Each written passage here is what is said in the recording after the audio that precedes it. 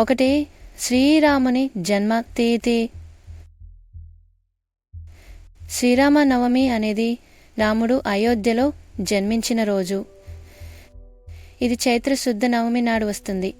అంటే హిందూ సంవత్సరంలో మొదటి నెలలో 3వ పక్షంలో 9వ రోజు.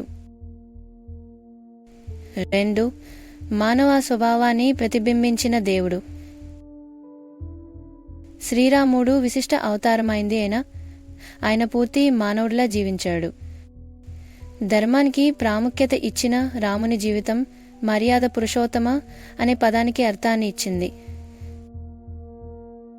3 అయోధ్యలో విశేష వేడుకలు.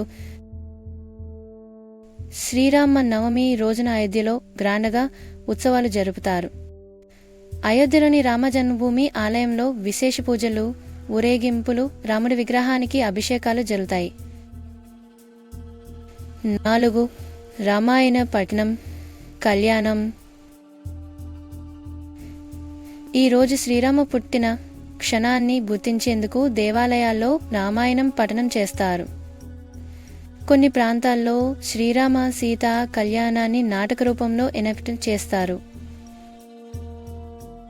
5 పానకంలు, చలిపానీలు, ప్రత్యేక నైవేద్యాలు. ఈ రోజున పానకం, మజ్జిగ వంటి శీతల పానీయాలను నైవేద్యంగా సమర్పిస్తారు. వేసవి కాలంలో రావడం వల్ల ఇవి శరీరానికి శాంతిని ఇస్తాయని నమ్మకం.